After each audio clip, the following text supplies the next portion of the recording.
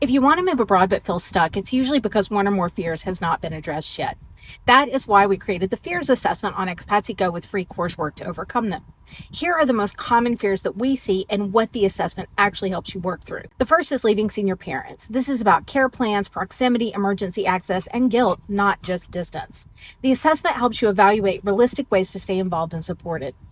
2, leaving adult children. Parents are much closer and kinder with their kids than our parents were with us, but sometimes it comes at the cost of your kids' independence. Adult kids have to make their own ways abroad, so we'll help you work through that. Healthcare. People worry about losing access or quality.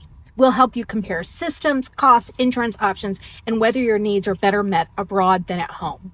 Care for a disability or pre-existing condition. This fear is usually about continuity of care. We'll help you evaluate treatment availability, medication specialists, and whether a country is compatible with your health reality.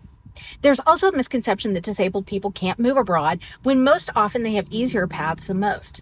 Getting your partner or kids on board. This is one of the biggest blockers. The assessment helps surface misalignment early so you can address concerns before making commitments. Not making friends.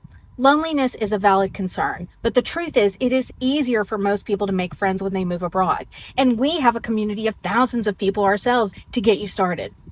Learning a language. Yeah, listen, they screwed us all over by not teaching us second languages when we were little and had those elastic brains. I'm sure they considered it a real flex when they made everyone learn English instead. That said, I'm learning Spanish slowly with my post-menopause brain, and you can too. You don't have to write books in another language, just get comfortable. And finally, picking the wrong country. This fear comes from thinking there's such a thing as a wrong country or that there's one perfect choice. We'll help you frame this as a decision that you can test and adjust, not a permanent verdict. Not having enough money. This is the most common fear, and it's usually kind of vague.